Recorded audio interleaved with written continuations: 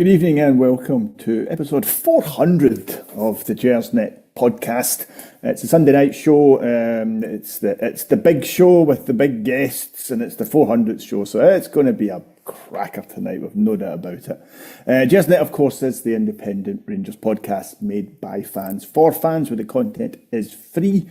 It's not just 400 episodes of this podcast you get. There's also a forum, articles, social media, history archive, and lots of friendly people who will tell you you're a prick on the internet for nothing, if you want to go on there too. If you enjoy the podcast, and 400 episodes in, you'd think we'd know what we're doing by now, but if you do enjoy it, please promote it. Subscribe, look at us on social media. Frankie's the guy who runs this, and he's very prominent on Twitter, so you can find him there and he'll tell you when the next ones are. Tonight, we're going to look back on another home defeat and try and answer the question as to why our home form is poorer than Donald Trump's grasp of global economics. We may discuss Jack Butland, Cyril Dessers and Barry Ferguson. Season ticket renewals are out, possible American ownership on the horizon, and we'll look ahead to the visit of Athletic Bilbao on Thursday.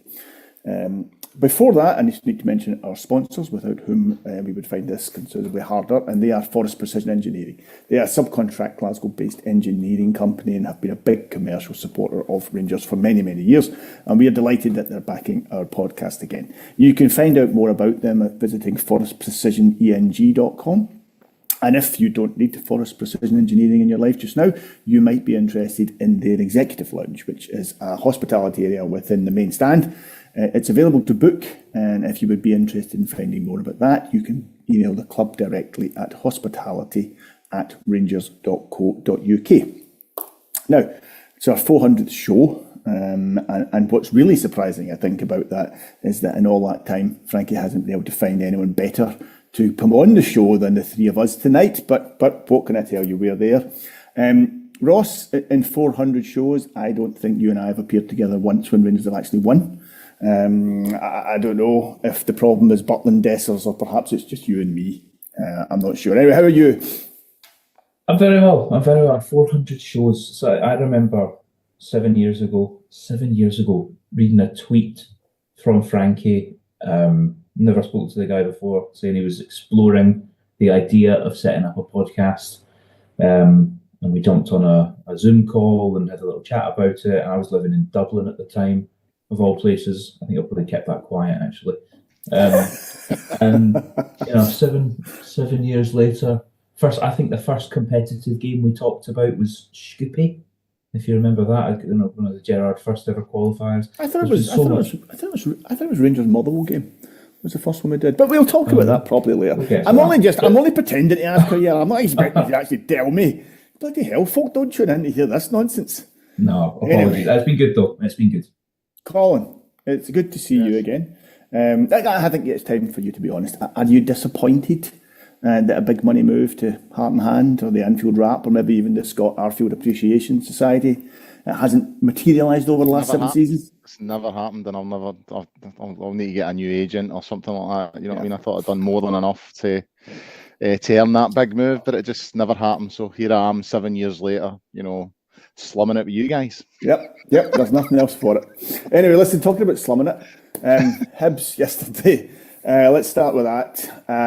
Ross, I'm going to go with yourself first. Really, we pretty much had a full squad. Ridvan was missing. I think Lawrence was missing. But beyond that, pretty much a full squad to choose from. A full week of training. So the starting 11, did it surprise you? It did surprise me. And I think that Ferguson has enjoyed the role of kind of tinkering and trying to throw some surprises. Throwing surprises tactically and in terms of his team selection has worked for him on the big occasions. But there were some surprises. I was surprised to see Dijon Sterling starting as a centre-half in a back four. I was surprised at the midfield three that he went with at home. I felt that was... It had the potential to be seen as quite negative, although they are probably our best three centre midfielders that are available. I was surprised to see Dijon Sterling starting as a centre-half in a back four. I was surprised at the midfield three that he went with at home. I felt that was... It had the potential to be seen as quite negative, although they are probably our best three centre midfielders that are available. And I was surprised and disappointed to see Igimani and Dessers starting, because I think that necessarily meant Igimani being pressed out onto the wing, wherein he has been less fruitful and less useful. So some surprises. It's a silly thing to say. I wasn't surprised to be surprised. I was kind of expecting there to be something in there. Again, some kind of curveball that he would throw. But yes, I think the biggest one for me was seeing both Dessers and Egeman starting, because I sort of feel if you want to play two traditional strikers, you would probably play Egeman and Danilo. And I just feel that Egeman is kind of wasted out on the wing. I thought he was completely ineffective again yesterday. And I know we'll talk about Dessers, but that was the disappointing area. Actually, I was disappointed with lots of it, to be fair. I was disappointed in the midfield selection. Because was there any aspect of it you weren't disappointed with? I had a good Chinese in Glasgow after the game, which was pretty good. But no, I was disappointed in the midfield as well. I felt that Raskin, Dio, and Barron was a negative selection. It was a defensively minded selection in the centre of the park, and I feel that they were totally passive through the game, and that they were bypassed a lot of it, and that they weren't able to break the lines, or whatever cliche you want to use. I guess the basic thing is play the ball forward instead of sideways and backwards, which I thought we were really guilty of yesterday. So a few surprises. And here we are, 5 losses at home on the spin. Yeah, here we are 7 years later talking about the same shit, Ross. Exactly. It is genuine. So 7 years later, 400 episodes later, how many managers is that if you include your interims? It's. We started off in Murty. So we started with Murty. Murty, I don't even want to try and go through it, but it's approaching double figures if you include interims, I'm sure. And yet we're still plagued by the same issues. Yeah. I agree with you entirely about the Egeman. I don't think Egeman, he's not a wide player. And I just don't think he's... If you have had you in the bench and you have Bajrami on the bench and you have Cortez on the bench, it does strike me strange you would choose Egeman to play there. Like you, I did wonder, rest Raskin even. He's probably been our best midfielder this season, but rest Raskin with the game on Thursday coming up. Start with Diomande and Barron and put Egeman in a more central kind of deep attacker role. But anyway, it's it wasn't the worst starting 11 I've seen. That for me was a surprise, and Sterling at centre half. This time last year, Sterling was arguably our most important player, playing in every single position in the pitch. And it's funny, 12 months later, I'm still not entirely sure what his best position is, but I'm fairly certain it's not centre half. Yeah, he's never really kicked on. I think he's actually an extremely talented player, and there's been a few in the last 2 months or so. There have been a few times where he's come on, particularly playing at right back or even ahead of Tav on the right, when I've kind of remembered what this guy's all about. I think he's got great energy. I think he's got pace. I think he's athletic. Final product possibly is what's lacking. But yes, as centre half, I agree with you. It's not his best position. I would have rather seen him actually in the centre of the park yesterday in centre midfield, because I think it would have brought us something a little bit different. But that wasn't Dujon Sterling at centre half yesterday was not the reason we lost the game. No, it wasn't actually. No, that's actually true. Colin, perhaps the reason we lost the game is a bit behind Dujon Sterling. The first goal. I've looked at the time when yourself when you're at the game, you only get one chance to see it. It looked like it was Butland's fault all the way through. It was well hit, but it still looked like it was Butland's fault all the way through. I've seen it a couple of times since on television. I still think it's Butland's fault. It was well hit. It came through bodies, but I still think that's something the goalkeeper should be saving. The Fenerbahce penalties aside, Butland is not having a good season, and I would argue it's probably been it's not having a good 12 months. This time last season, I think his form was starting to waver as well. Ferguson, we'll talk about this in more depth later, but Ferguson was very scathing of the team after the match. He didn't single anyone out, but he was very scathing. Do you think Butland is one of the players he has in mind? I mean, he could be. I mean, it's a genuine problem. There's no doubt about it. You know, I think the turning point for Butland was the Scottish Cup final. You know, that was probably the first real big clanger he made in the Scottish Cup final. Obviously, it's in the last minute and it hands them the cup. And don't get me wrong, there's mistakes before it. You know, there's all the way through it. I think it was Scott Wright that gave the ball away, and then we've got chances to tackle and foul and break up the play, and we don't do it. They get the shot away, but you know, Butland should deal with it, and he doesn't. And then you know, they score the rebound, and it's a strange one because you know, in the early months when he arrived at Rangers, you genuinely felt that we'd replaced McGregor, you know, sufficiently. Absolutely. You know, I never ever thought he was as good a shot stopper as McGregor. But one thing he had that McGregor didn't was he came off his line and he commanded his box. He's not even doing that anymore. He just I don't know if it's confidence, if there's, you know, obviously had that issue earlier on in the year with his wife in hospital when his kid was born. You know, there's maybe some residual stuff from that. But I mean, these problems started before that, but they seem to be increasing in frequency, you know, because he had one last week against Dundee. They sold the prize against Dundee last week. Aye, absolutely. That one yesterday. The ironic thing about it was the two guys in front of me were sitting talking about him when he conceded that goal. They were saying, "Oh, he's terrible, don't he? He's absolutely shocking. He needs to get his finger out his behind and bang, 1-0." And although Rangers hadn't, you know, been startling in the early part of the game, I thought we were controlling the game yesterday. You know what I mean? I thought we looked comfortable. Didn't think Hibs were really challenging us. We were just. It was Hibs' first attack, really. Yeah. And what's frustrating about it is that. Sorry, Colin. What's frustrating about it is that Suter won the head. You know, that kind of long throw into our box has caused havoc this season. You know, it comes in and no one clears it, and it causes panic. Whereas Suter got on the end of it, knocked it straight out. Yeah, it's a decent hit, but and it changes the game, and it gives them. I mean, Hibs are on a run at the moment. They're obviously a bit confident, well organised, and it gives them something to defend. You know, and that's probably. I wouldn't even say that's part of their game plan. I would say their game plan yesterday was to stay in the game for as long as possible, frustrate, and then look to get a goal later on in the game. Once they get the goal early, it just changes the dynamic of the game. It poses more questions on some of the players' mentality and capability of dealing with the pressure that comes with that. You know what I mean? Certainly with the bread and butter stuff. Because, I mean, in Europe, I mean, obviously we lost the game against Fenerbahce, but we still went through. I mean, especially from home, some of the performances, you look at these players, they look like completely different players. And yeah, and it doesn't help when someone like Butland, who is occasionally the guy that wears the armband. You know what I mean? He's one of the leaders in that dressing room. He's one of the most experienced players. He's the one that's supposed to be, or one of the ones that's supposed to be setting the standards and leading from the front.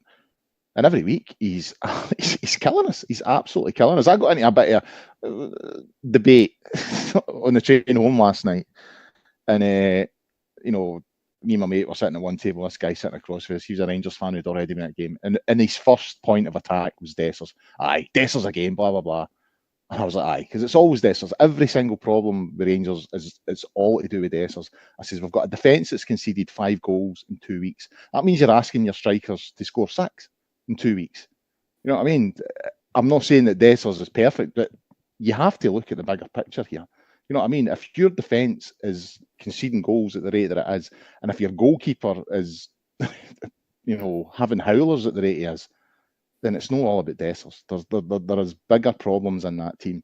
And I mean, the midfield yesterday, atrocious. It was really poor. But for Butland again, because I thought the one against Dundee was horrific. That one, it was a soft header. It was right at him. For that to come off him, I mean, it's the sort of thing.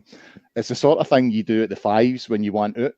You know what I mean? It's that, you know what I mean? I've been in goals for 5 minutes. Oh, right, who's in? I'll let that one go in. That's the sort of level of goalkeeper we're looking at. You know what I mean?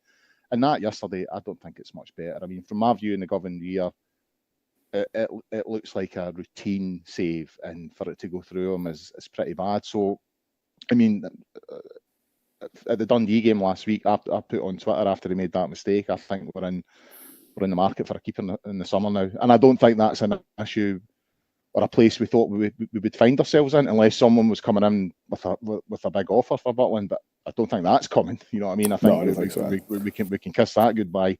I think we will be in the market for a keeper in the summer for different reasons, because it just doesn't look like the form that he was showing previously is coming back. It just looks like this guy is just, his head's gone. You know what I mean? Yeah. And we need better, I think.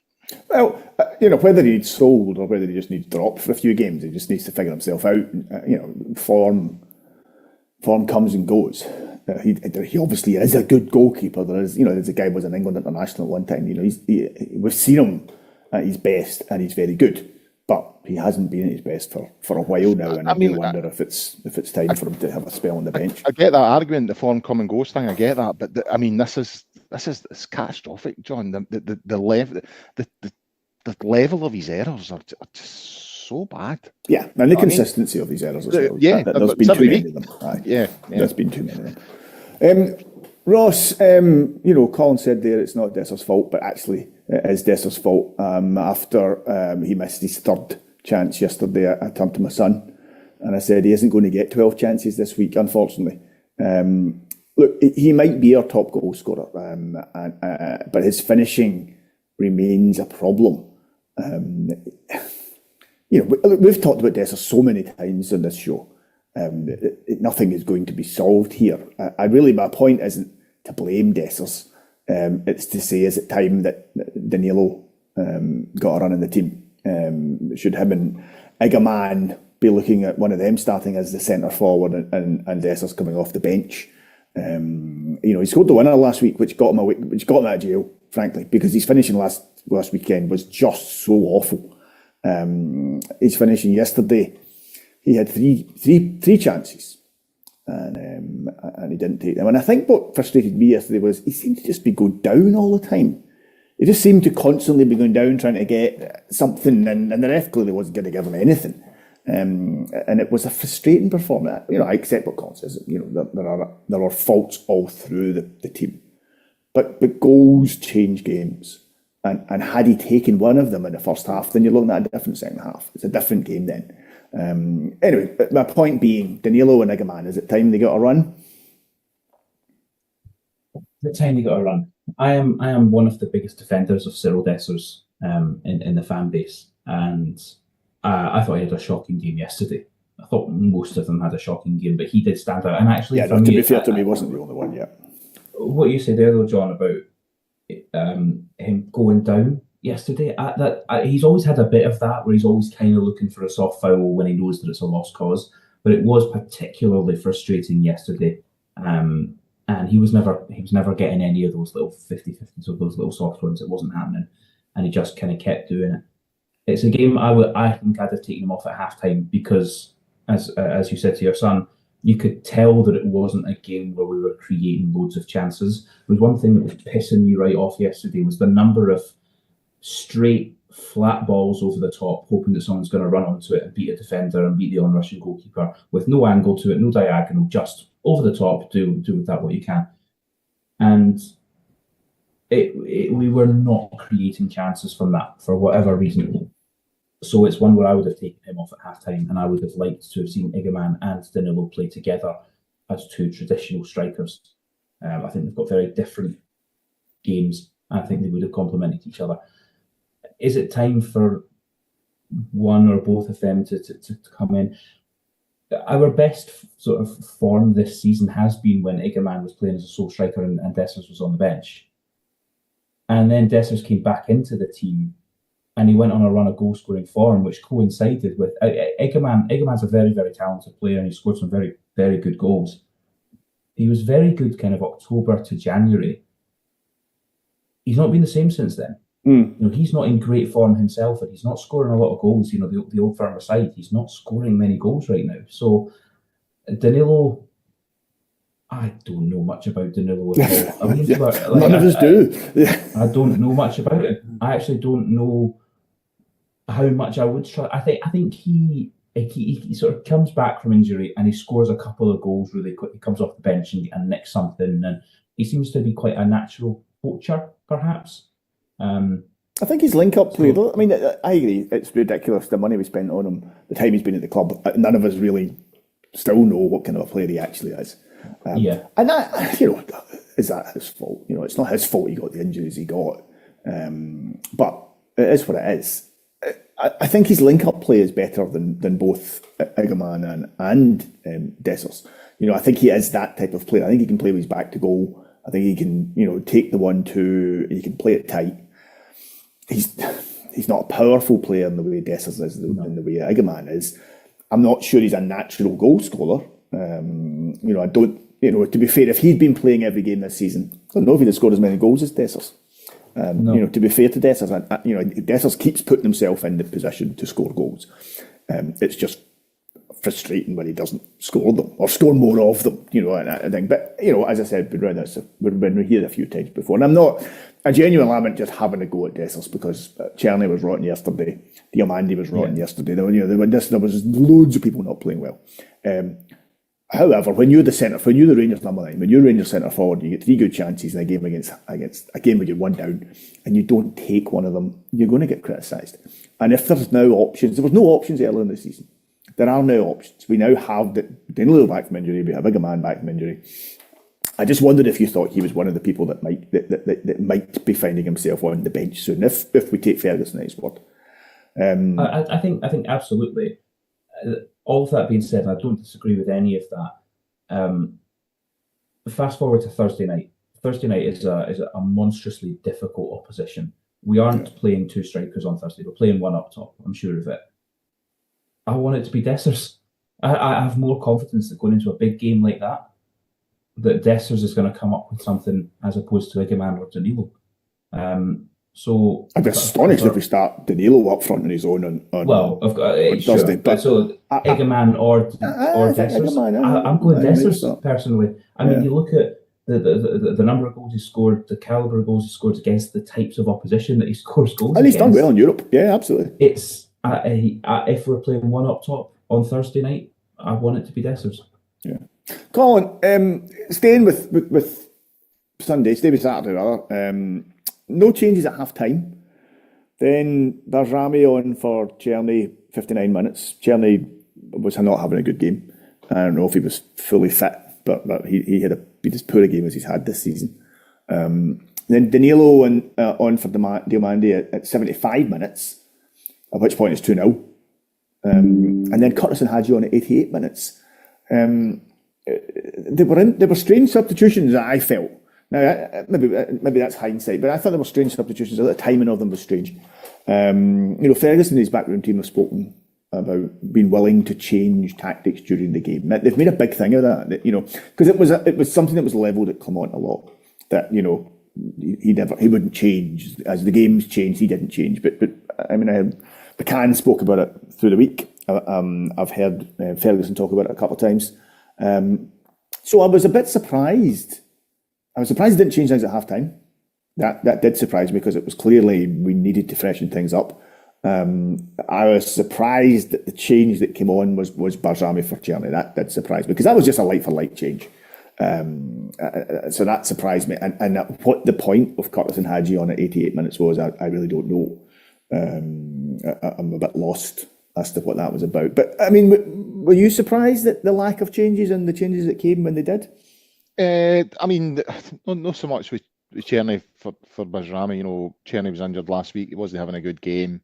As you say, it was light for light. He's maybe just looking for someone that's maybe going to be more effective. And Barjami did come close to scoring. He hit the bar and he had a couple of good moments. The other substitutions, I mean, I don't know, to be honest with you. I kind of felt with the ones when it's like the game's gone. You know what I mean? Just get those boys on for get 10 minutes in the legs or whatever. I felt that the last 2 substitutions were just, just get those boys on and get 10 minutes in their legs. I didn't think there was any tactical sort of thought behind it. I think the feeling was that the game was gone, and it was going. I mean, the minute the second goal went in, it was gone. We've come back against Kilmarnock, 2 goals. We've come back against Dundee, a 2 goal. It just felt that wasn't going to happen. There's still 20 minutes to play. I mean, I know what you mean. It did. You couldn't see how we were going to score. No, but when the game wasn't on, when they brought Curtis on, no, the game. No. When they went to 2-0. Yeah, but I'm talking about the last 2 substitutions. Yeah, the last 2 substitutions. The game's gone then, so I just think he's just sticking boys on. But yeah, it's there's no doubt there's an issue. I mean, I'm prepared to not be too harsh on Ferguson because he's an interim appointment. He's in because the place is a bin fire anyway. You know what I mean? And he's in, and McGregor, McCann, those guys are in just to see out the end of the season. So, you can hold them for accountable at certain things and all the rest of it, but I don't think much of this is on them, is it? Because they didn't sign those players. They didn't bring those players in. They're not behind the situation where we are at the moment. They're responsible for picking the team yesterday and for that defeat. But yeah, I think it goes beyond Barry Ferguson and yeah, it does. But I mean, in terms of yesterday, and we were all at the game. We all saw the game. It was clear at half time it wasn't working. Yeah, that's surprised. What I'm surprised at is even if they said, right, even if they gave him, the half-time talk, right, go back out, this is the changes I want you to see. It was perfectly clear within 10 minutes of the second half that whatever had been said wasn't working, and I'm amazed that they didn't change it at that point. That's all I'm saying. That's what was going on before Ferguson and Dodds and McCann arrived. That's what's been going on with this group all season. You expect a reaction, and we don't get it. So, there was plenty of talk about, we've just appointed Ferguson because he's a club legend and he's only ever managed Alloa before and all that kind of stuff, or Alloa and Clyde and that kind of level. Well, do you expect him to come in and be like Mourinho and all the rest of it and transform this group? Because I don't expect him to be like Mourinho. But I do expect him to be able to look and say, you know what, it's not Desser's day. Bring him off, stick Danilo on. Czerny's clearly struggling. Whoever, bring on Barjami, put on, with Cortez in the bench. Give him 20 minutes. Right. Surprised. But again, so bring Danilo on. I would say that for 6.5 million, we have got absolutely nothing for Danilo. Nothing. He isn't even robust. You know what I mean? He went through that period. He was back for a game. He was out again for another X amount of month. When he does play, I'll be honest with you, I slightly disagreed with your assessment of him earlier on. I think he's worse than Dessers. There's parts of his game that are maybe slightly stronger with the link-up play, but I don't see him getting into the same sort of goal-scoring opportunities as Dessers. Eagleman had that period. Definitely won't get into them from the bench. Well, how many chances are you going to give the guy? And you've got to remember that Barry's watching this guy in training, and that's something that we don't see. So you think maybe this person should be in the team, but you're not seeing what the coaching team are seeing through the week in training. And I'm not convinced by Danilo at all. I've still to be completely convinced on Eagleman. He had that period just before Christmas where he looked a real player, and then he went 7 or 8 games without scoring, and he was playing through the middle and just didn't look half the player he was before. That's the decisions that managers have got to make. They're looking at someone who's misfiring yesterday like Dessers and thinking, well, who do I bring on? And he turns around and looks at Danilo and thinks, well, actually, no. No, that he's not going to improve things. That's my view of it. I think far too many of these players just don't do enough. And I think that's why some of them aren't getting the game time. I think Ferguson's looking at them and thinking, as much as some of those players out there have let me down in the past and let the club down in the past, they're a better option than what's sitting on that bench. And I think that's the harsh reality of it. Staying with Ferguson, Ross, he said afterwards that I think the quote was he's raging after the game, and he certainly laid into the players, but he didn't single any player out. He didn't specifically call anybody out. But he did say he's not accepting it, and I think the term was, that I'll make changes, or he threatened to make changes. He's in a difficult position. He's an interim manager. Everybody knows that. So is he simply playing to the gallery here? Is he simply saying what he thinks the fans want to hear? Because he knows the fans, and because his time is temporary, that actually decide it'll be the same team that appear on Thursday night because that's our best 11. Or do you think he's serious? Do you think he is genuinely going to make significant changes to this team? He won't make significant changes for Thursday, because Thursday is a Europa League quarter-final, and he will play our best players for that. Now, whether that is reflected, our next game's Aberdeen away, for Christ's sake. Again, I don't see him making major changes for Aberdeen away and risking, you put in 4, 5, 6 youngsters and fringe players, and we'll start Finlay Curtis, we'll start Bailey Rice, we'll put Liam Kelly in goal, and we'll just see how we get on.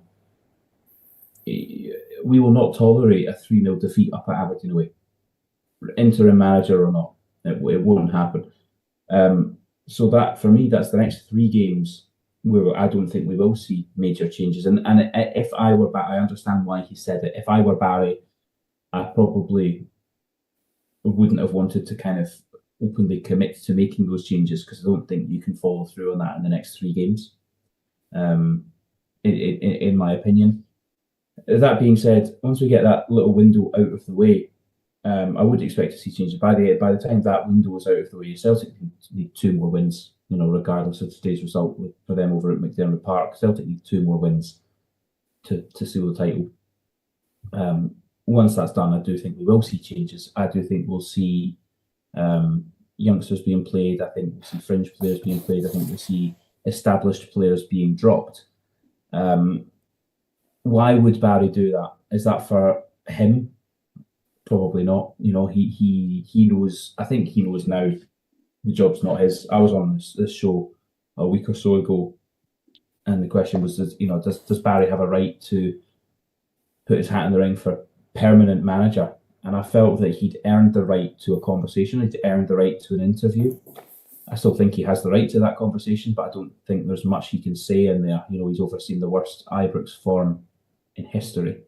There's not much he can say that would convince anyone that he should be the man permanently. So, I guess in that sense, why would he play youngsters? Why would he drop those players? And I think he will do that for the benefit of the club. I think as a club legend, he will want to, as a fan of Rangers Football Club, he'll want to see the players that have let us down continuously over the last number of seasons. I think he'll want to see them humbled a little bit. I think he'll want to see youngsters, young Scottish players, given a chance to play for Rangers as he was. So that's why I think once the next 3 games are out of the way, once the league is formally done, I do think we will see changes. And I think that certain players, and maybe I'm being a bit of a Barry Ferguson by saying things like certain players are not. Yeah, I was going to say, there's no chance of getting away with that. What players? No. What players? I would absolutely drop the goalkeeper. I would drop the captain. I would drop. I would never ever want to see Yanis Hadji even on the bench ever again. I don't think we'll see Bayrami before before the end of the season, because I don't think he's done it at all. I could very well see a world in which players like John Souttar are dropped. Jeffrey, absolutely appalling again yesterday. I think he's. When we talk about sellable assets and we talk about Dio and we talk about Raskin, folk always chuck Jeffrey in there. I do not know what they are seeing. I don't know where that comes from, Ross, honestly. So, he was bad yesterday. I don't think I've ever seen a player turn round and make so many backwards passes as when you're a left back as well. I mean, who is it? I just found that. And he just did it the whole match. And again, you think, is that lack of people in front of you? There was times he had people to pass through in front of him and he just chose to go backwards. I don't know. I don't know what's happened there, because I actually thought he had a spell the autumn time run up to Christmas where I actually thought, no, I think we might have found a watch here. I think we might have won a watch here. We might have got somebody who can, be big, powerful, strong, pick them up for very little. Yeah, he is that. But no, I agree. Recently, let's put it this way: he's making Redvan look good just now, and he's making Redvan look good. And exactly. That I think isn't great. So yeah, I think there's a number that we won't see until the end of the season, and then I think the market will be made aware that these guys are available. Come and get them. Yeah. Colin, who decides that then? It was interesting what Ross said there. Obviously, even though Celtic lost today, we all know the league is over. It's just a matter of, is it next week or the week after? So giving minutes to fringe players, dropping the kind of number of players that Ross spoke about there, in the end, is it Coppin who decides we're moving Bajrami on, we're moving Jeff Dion, we're open to offers for these people? Does he decide that? I mean, there's so much uncertainty just now at the club, both in terms of the manager and also in terms of the ownership. Who's going to decide we can sell players? I mean, it's not going to be Ferguson's call. No, it won't be fair. I mean, obviously Ferguson will have the choice around who he plays. I think Ross is right. Yeah. Once we get these, we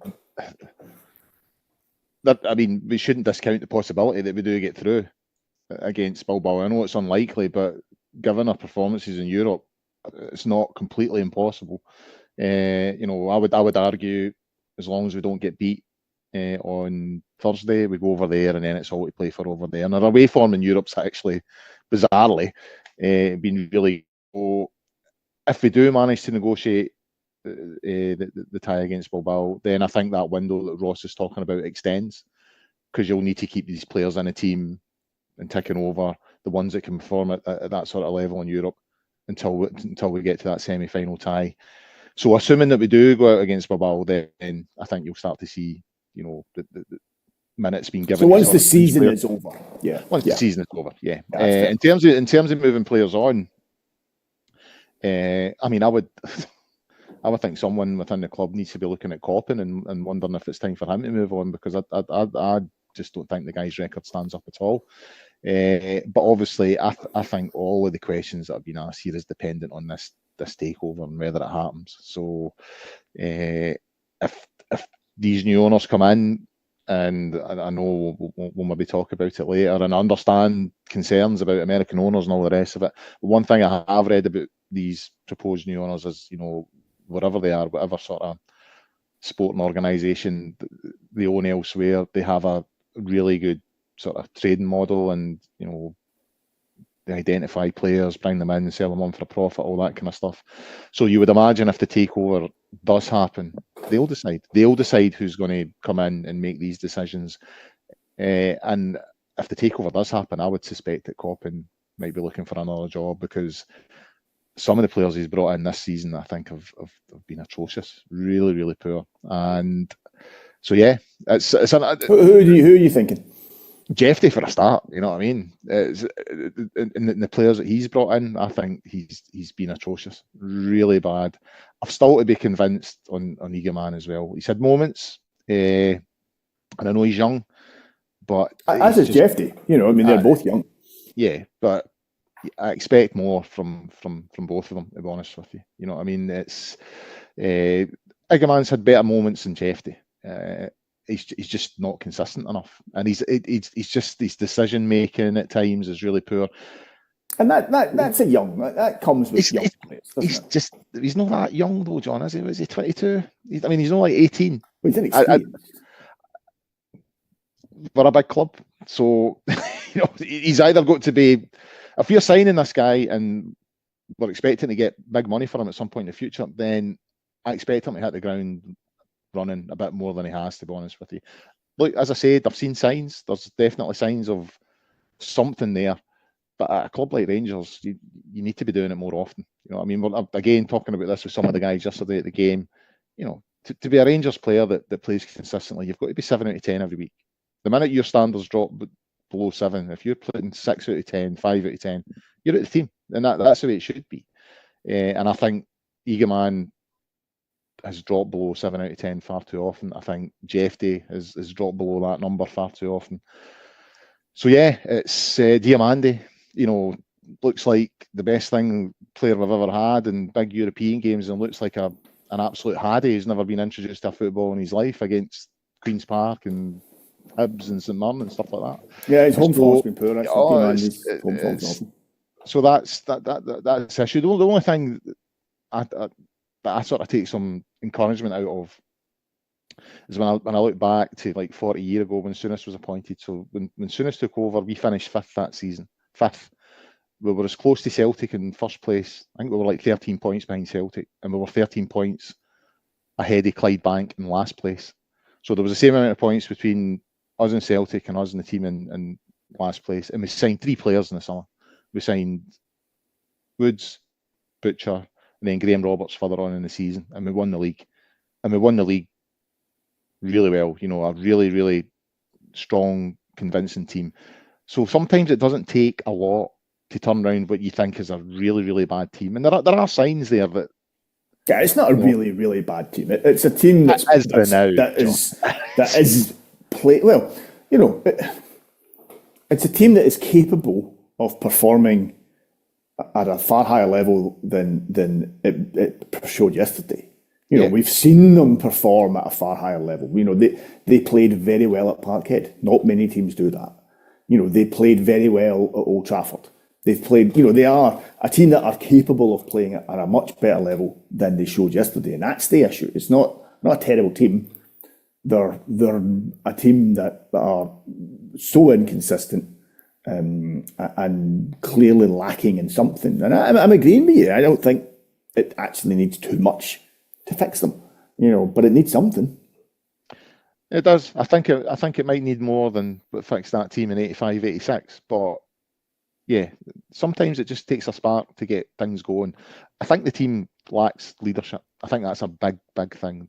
There's a genuine lack of leadership in that team. Maybe if we get that, we don't need as the wholesale changes as we think we do need in the summer. But again, it's all dependent on this takeover thing. There was a point yesterday. You see there about that lack of leadership, which is interesting. There was a point yesterday in the second half, and Raskin, and I don't know, I can't remember which. I don't know even know if I ever know what Hibs player it was. A Hibs player and Raskin challenging for the ball, kind of chasing a ball. It's coming out. It's coming right towards me. I was in the Western Closure yesterday, coming right towards me in the Western Closure, and the ball get given to us, and the Hibs player starts giving Raskin absolute dog's abuse.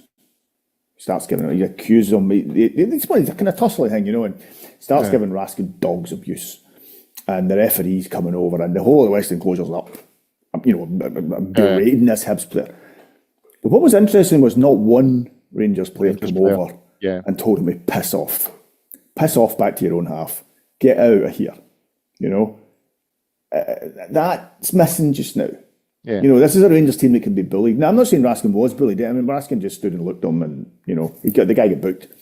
But the point is, not one Rangers player, not one of his teammates come over and go on, scram.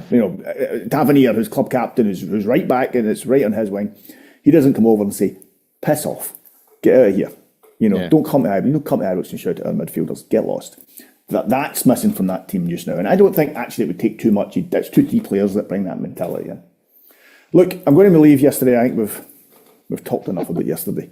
Let's talk about next season, Ross. Let's talk about next season. Season ticket renewal came out during the week. And I mean, with all the uncertainty that's going on just now, both obviously in terms of a manager, but I suppose really the bigger point in terms of ownership of the club.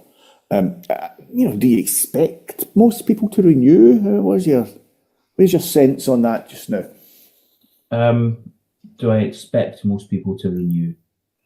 I would expect most people to renew regardless. Regardless of who the manager was, and in most cases, regardless of the ownership situation. I don't think, any kind of boycotts and protests notwithstanding, I think that the situation, it's pretty clear that this takeover is close. And every day that passes, it's getting closer, and it's another day that it's not falling through. I think that's going to be a massive thing in terms of getting people to renew quicker. In fact, actually, my season ticket renewal came through. I did it there and then, and I think I'm probably similar to the majority of Rangers fans that just get it done because that's what you do, and that's you support the club, and that's a tax on your life. It's your supporters' tax, and you just pay it, and that's what you do. And for a lot of fans, there's not really, as I say, protests notwithstanding, boycotts notwithstanding, there's not much that will come in the way in between you and your season ticket and getting that done. I think, as I say, that it's clear that this takeover is more likely to happen than not. I think it's close, and I think it's for that reason that people are feeling a bit more excited and optimistic. I think it has to happen now, because I think if this were to fall through at this point and kind of leave us where we are today, it would be really, really bleak. So yeah, I think the prices have gone up again. It would have been lovely for the takeover to go through and to happen before the season ticket renewal came out. I think that would make it a bit easier to stomach another increase. But that being said, I don't think it will stop many people. And I say I got mine done. I need the MyJers points, I'm struggling for Bilbao tickets, so I always sort of think I'll get that done as quick as I can. Try and get. Are you going to Bilbao? Are you planning on going over to Bilbao? I've booked my flights. I've got a hotel, so we'll. Sounds like you're going, mate. I'll be going. I'll be in the city, whether I'm in the stadium or not. I'll be in the town. So, but I need the MyJers points. So I'm renewed, and I'm in for it next season. I think, it's funny you talk about the manager, the uncertainty of the manager there. It's been so interesting for us to have an interim manager, and yet in my circles there is next to no discussion or debate about who our next manager is going to be, because we're all thinking about who our next owner is going to be. That's kind of dominating the off-field discourse at the moment. I'm not really thinking about who's. There's a thread on Gersnet about who's the next manager, and I'll be honest, 3/4 of the names are people I have never heard of. Yeah. No clue who they are. They're managing, the team that's 6th in the Bundesliga, or they're now currently managing in America, but they did amazing things with some team in Switzerland at some point. So guys I've never heard of. Derek McInnes' name has not appeared once on that thread, I'm pleased to say. I tell you, he's getting a Hibs job. I'm going. Well, I was impressed by Hibs yesterday.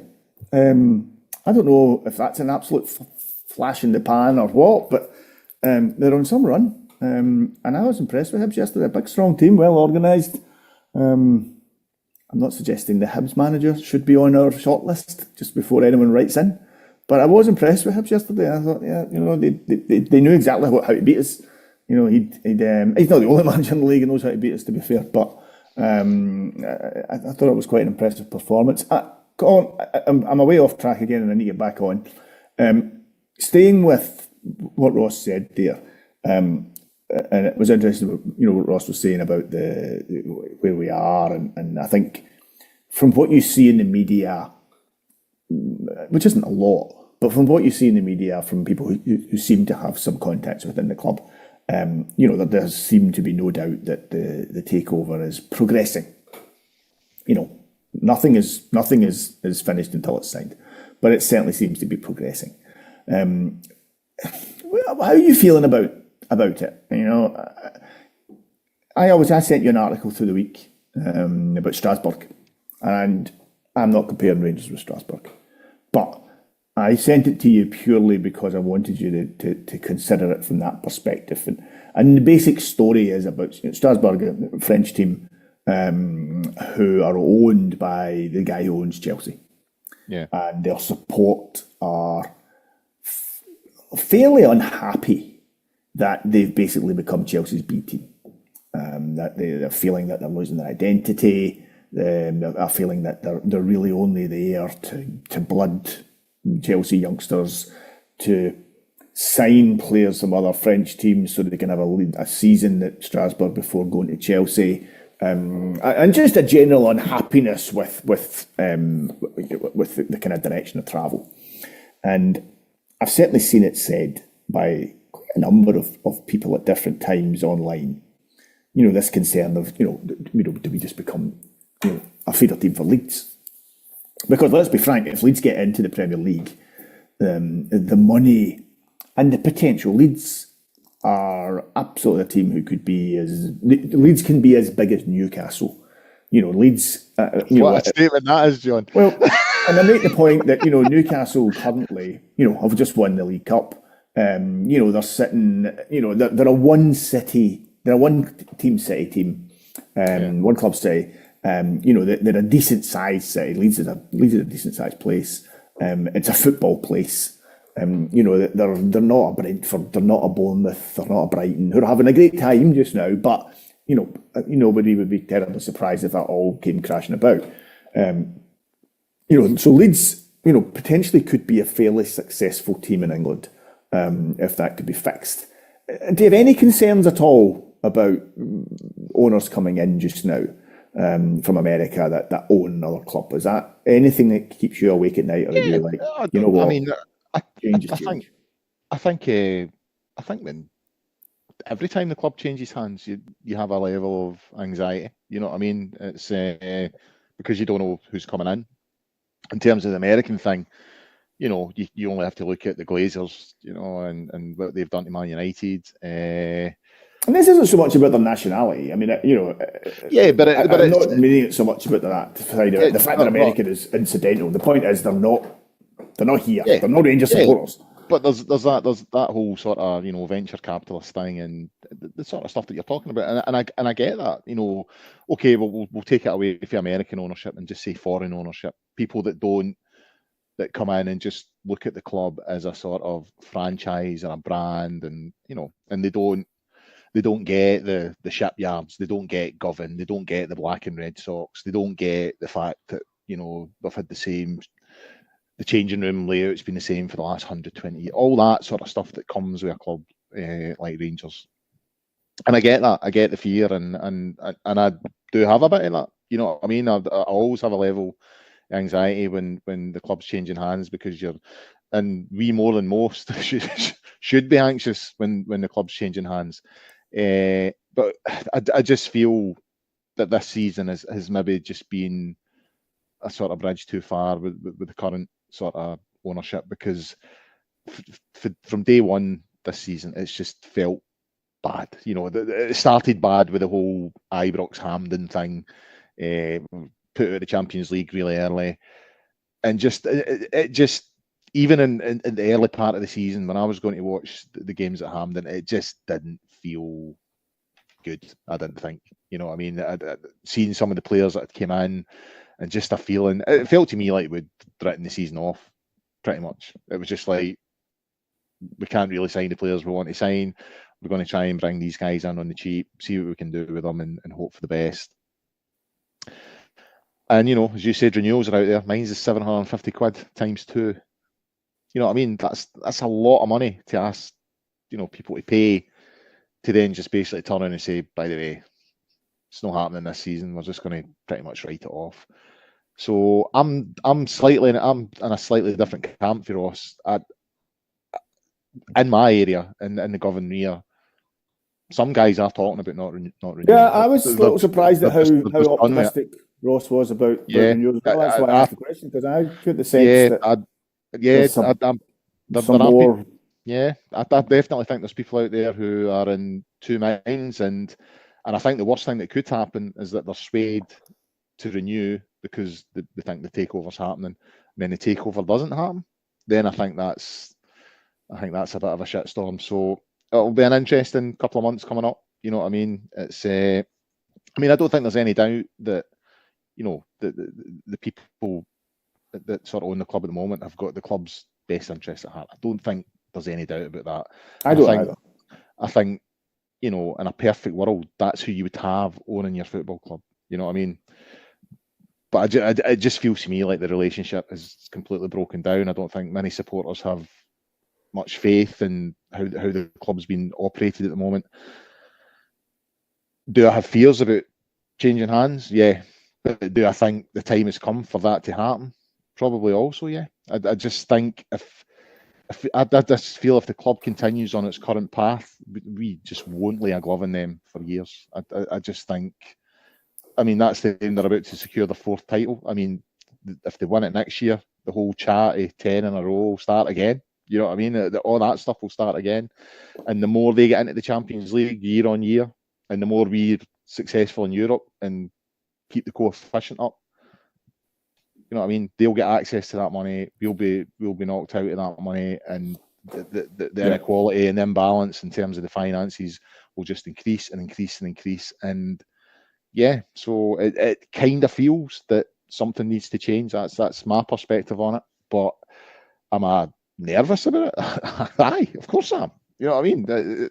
It's that I'm not one of these guys that thinks, 49ers flags and banners on my Twitter page and all the rest of it. You know what I mean? It's just like, well, if they're going to come in, and I do like what I read about, what they do with the player trading model, but how are they going to treat supporters? I mean, that's one of the things we've seen with foreign ownership, particularly American ownership, in the Premiership. There's a lot of issues at clubs like Liverpool and Man United between what the owners want to do and what the traditional fan base expect, and it creates friction. I mean, I read a lot of stuff like related to Liverpool and Man United and all that kind of stuff, and I think we all know the stuff with the Glazers. You know what I mean? That's just been horrific for Man United from day one, because they bought the club with the club's own money. Overnight, Man United. Yeah. And I think it's important that we say that I don't think these people. No, are similar. Yeah, I'm not. But I don't think that. But some of the stuff, I think some of the stuff at Liverpool's more interesting, because a few years ago there was a walkout at Anfield because the club was charging like £70 a ticket and all this kind of stuff. You saw a reaction when they didn't want to pay staff. They wanted to put staff on the follow through COVID and all that kind of stuff. Just all these kind of things that kind of go against what supporters view their club is about, and that's kind of my fear. When you get people just coming in that just think that this is just a sporting institution, we just do what we want and blah blah blah. You've got to understand the fan base. You've got to understand what the fan base expects. And I suppose then that will come down to who they employ. Who they employ to run the club on a day-to-day basis, who they bring in to advise them. Look, I need to push us on because we're running over time, and we still haven't talked about Thursday night. Ross, how do we approach Thursday night's match? I think in the same way that we approach every other European game. This is a different team in Europe. It's a different animal. It's a different feel. The players seem to have different capabilities and different levels to them. So let's be extraordinarily charitable and say that yesterday's performance was so poor, as everyone was thinking about Thursday and everyone was saving themselves. How do we approach it? I think I could see us going 3 at the back again. I think we're at the point now where we've kind of mixed and matched and chopped and changed our tactical situation so much that the Bilbao scouting team will not know what to expect. We will have bamboozled them. Barry can do whatever he wants, and it'll overwhelm them. I think it's so difficult to say that we are back in a situation wherein we're in the stage of a European competition with the word final in it. I know. Final again. And as Colin, you said earlier, keep it respectable. Get away from Ibrox with a result, with a draw. Yeah, still be in the tie for the sake. Be in the tie when we go to Spain. I've read that the local drink out in Bilbao is red wine mixed with Coca-Cola. Calamucho. Calamucho is I tell you what, it is fantastic drink. Is it really? So it really is. It sounds rotten. It is absolutely fantastic. On a warm day, big glass, 50% red wine, 50% Coke, slice of orange juice and ice. So these bastards know a thing or two. Even if it all goes wrong on Thursday night, I'm still going to Spain and I'm still having a few red wine and Cokes, and I'll enjoy the trip. But you genuinely just don't know anymore. Bilbao's an extraordinarily tough proposition. You know, fourth in La Liga. Aye. The finals at their stadium, so they've got one hell of an incentive to get there. They've put out some good teams. They've played some good teams. They are a good team. I watched their game last weekend against. I'm going to forget now. It wasn't Osasuna, but it was somebody like that. And they were shite. So we're going to win. Colin, they are fourth in La Liga, so they're a pretty decent side.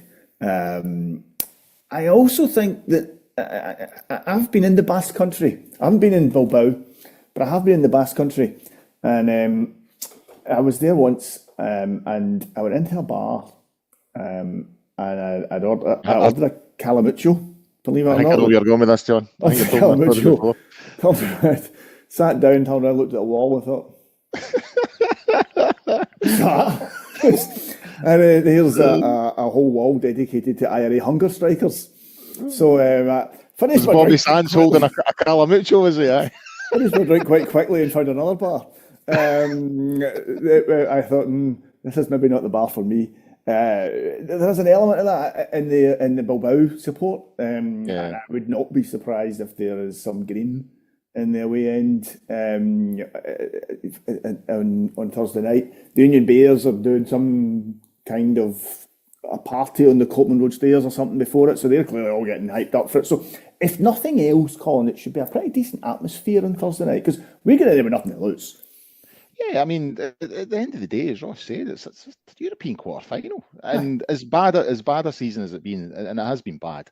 We have been remarkably consistent in Europe, and I've found myself in a routine now. So the home game, I couldn't make the Fenerbahce game because I had a pre-arranged sort of thing that I had to go to. Colin just wasn't quite sure whether they wanted to tell the whole world what he was actually doing that night. Yeah. Like, gave up a Rangers European match for it, just decided, I'm not telling you. So I go to the home games, obviously, and every European away game I've watched it in the Viceroy in Paisley Road West. So me and my son are already booked up, so we're there on Thursday. We'll be there at Ibrox on Thursday, and then the following Thursday we'll be in the Viceroy. We'll go to the same spot every time, and we've just, apart from Man United, we've always got a result.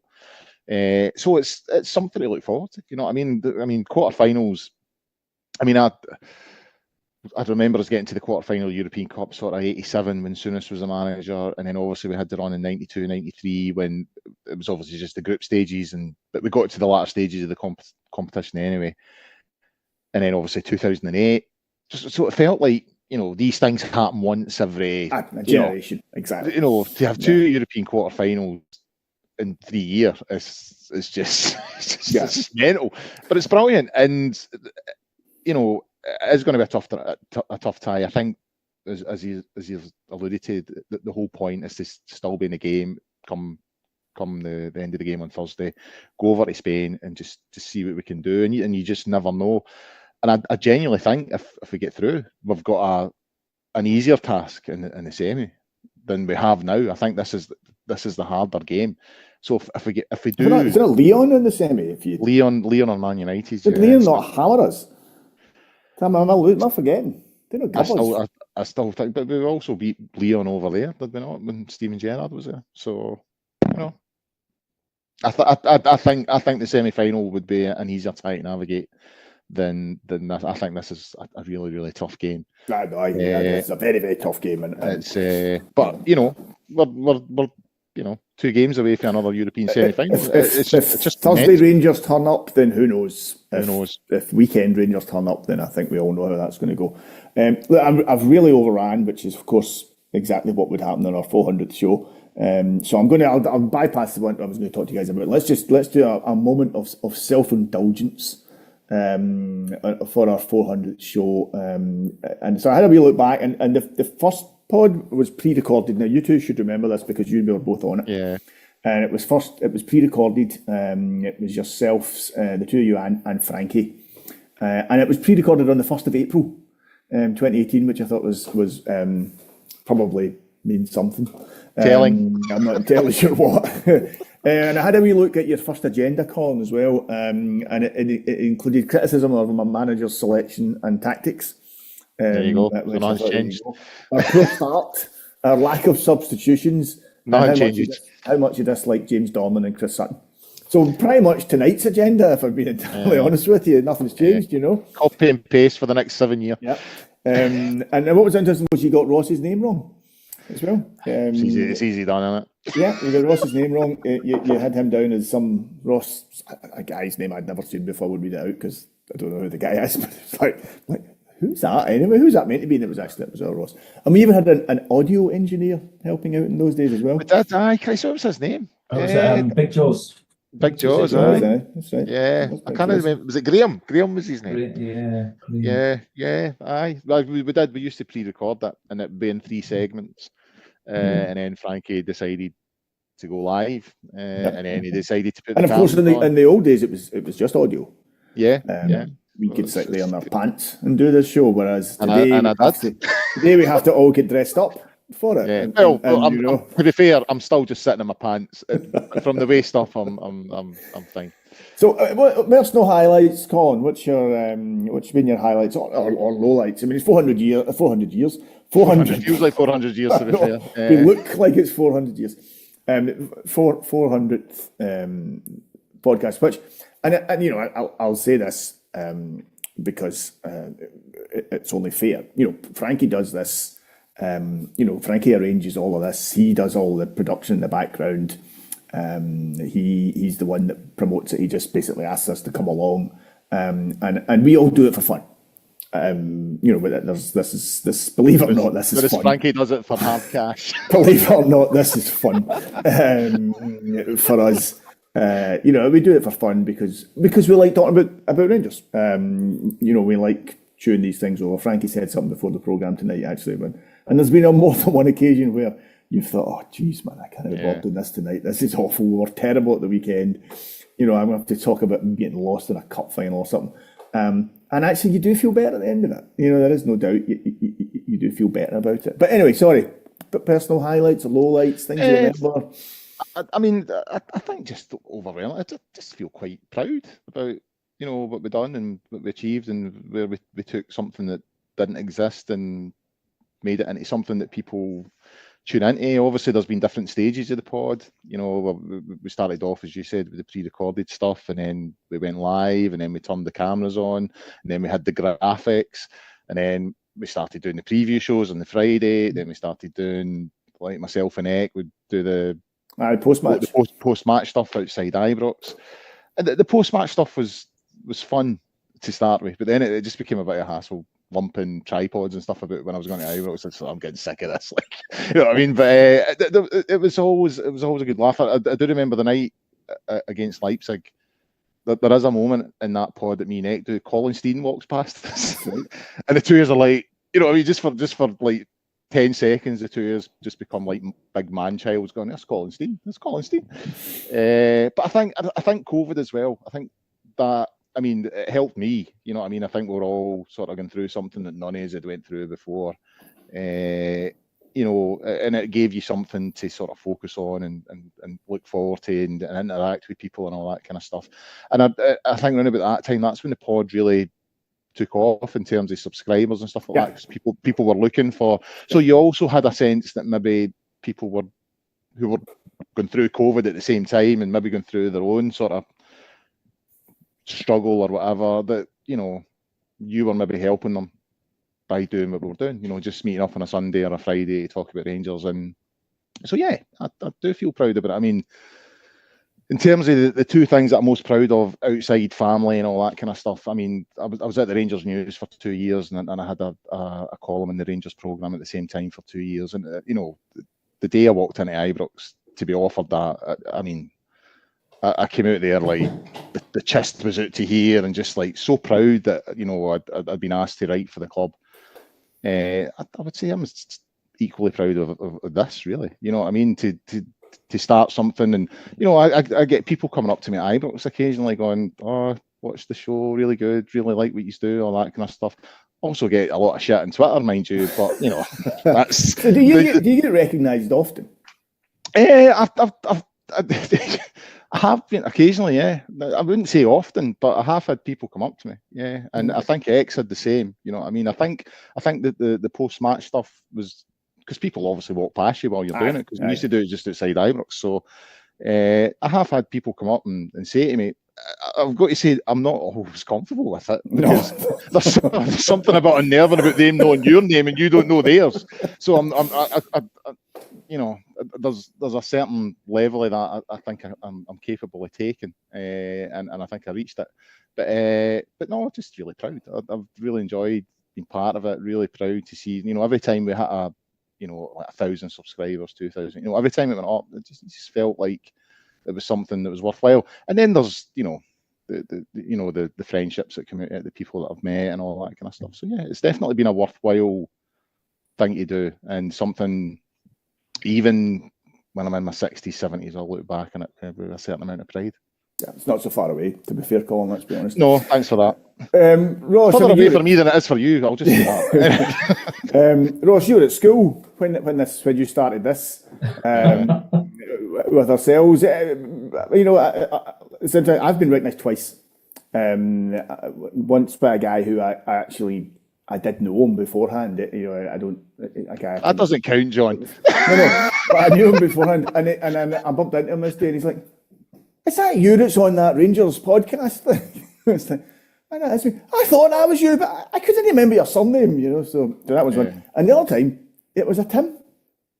It was a guy I was meeting my guy I'd never met before, and he turns out he's a big Celtic fan. I said, you're on that Rangers podcast, aren't you? I was like, aye, what are you doing watching? Well, we all know what they're doing watching. He's probably watching the night, so say hello to him. So that was the only 2 times I've been recognised. But Ross, you've been here since day one as well. So highlights, lowlights. I mean, you get to escape to Dublin and Luxembourg and places like that, where you can keep your profile low. Well, that's like, so the highlight for me was 55, because I don't mind saying it. I was hammered.